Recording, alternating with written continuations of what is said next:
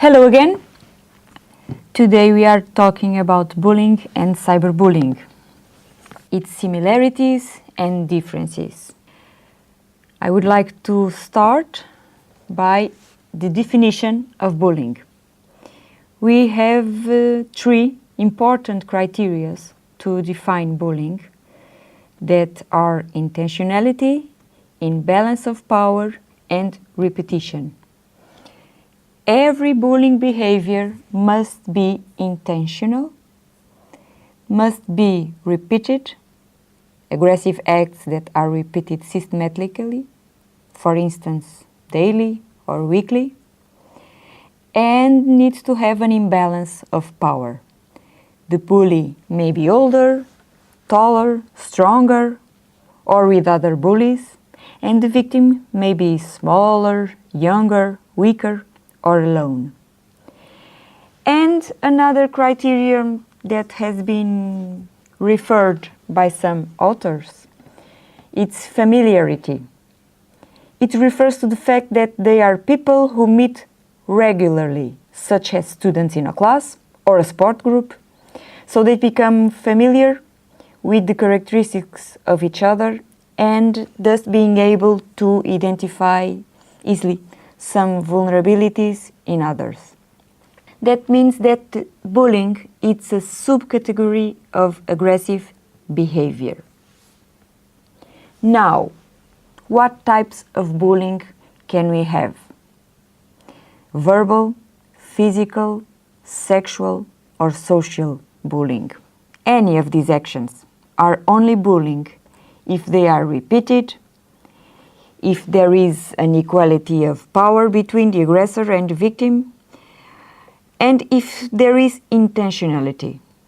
Otherwise, it's just aggressive actions, not bullying. If, for instance, make fun or hitting or exclusion, it's only bullying if it's repeated, imbalance of power, and intentional. Cyberbullying. It seems a paradox, but cyberbullying is often invisible to the eyes of others, but very present in the lives of the victims, because aggression are visible in the screens of their devices. So it's not visible in playgrounds, in classrooms, or in dining rooms, but permanent and visible in their individual devices. I did put here definition by Bill Belsey of cyberbullying, that cyberbullying involves the use of information and communication technologies to support deliberate, repeated, and hostile behavior by an individual or group that is intended to harm others. Now you have here deliberation and repetition. But the imbalance of power is a bit different in cyberbullying. What are the great differences in bullying and cyberbullying? Cyberbullying is mainly indirect instead of face-to-face bullying. It depends on some technological expertise. It allows the aggressor to remain anonymous.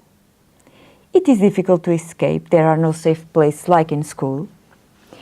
The aggressor usually does not observe the immediate reaction of the victim, which can minimize feelings of repentance or empathy. I can post something, a test, a picture that I want to hurt the other one, but I have no idea if he got hurt. I don't have this feedback. I don't have the possibility to feel pity or compassion. There are no stability of the status. There may be alternating roles between aggressor and victim, and this is not so present in schoolyard. For instance, victims and aggressors, they remain victim and aggressors, but in online space it's a bit different. There may be alternating roles between them. The change of place, there are some parents that change kids from class or school to avoid bullying. It's ineffective in cyberbullying because the digital environment of the kids always go with the students.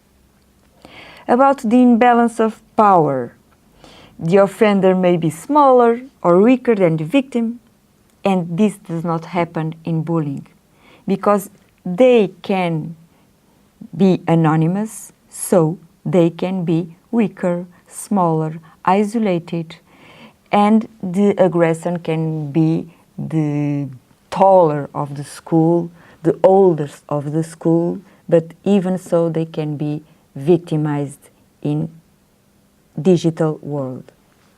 The variety of observer roles is more complex than bullying.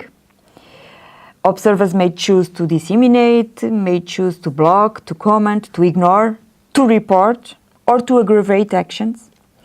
They may be alone, or in the company of the victim, or with the aggressor, or with other colleagues, also observers. So the variety of the roles, it's more complex than in bullying. What more difference can we have? The audience in cyberbullying, it's exponentially increased. The victims don't have the opportunity to defend or retaliate to the anonymity of the aggressor. If I don't know the identity of the person who intimidates me or threatens me online, how can I defend myself? There are absence of nonverbal indicators, voice tone, facial expression, and make it more difficult to know the true intention of the message. This aspect is very curious because some authors claim that in the cyberspace there are absence of responsible adults. What can we mean about it? Of course, we all are responsible adults, but as professionals, we are adults responsible for the school spaces where we work. For instance, in our case, corridors, classroom, gym, cafeteria, but we do not feel responsible for online spaces. The online space, it's not our workplace. It is true that we can also circulate there, like our children, our students, but we are not responsible for this space. And this facilitates the sense of impunity that many young people have when they behave aggressively online. In sum, cyberbullying it's more severe than bullying. It's emotionally more damaging than bullying. There are several suicide reports related to cyberbullying. Its duration. In cyberbullying, there are no safe places, such as in school.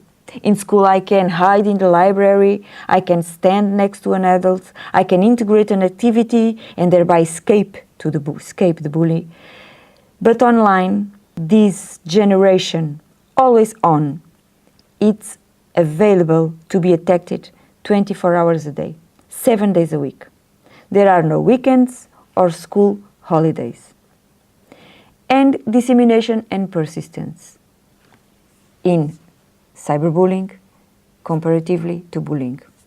Cyberbullying is faster, it has a wider dissemination of the material that cannot be removed, and there are the possibility of aggressors to remain anonymous. So all this put together, it makes cyberbullying more damaging than bullying in the schoolyard, the traditional bullying.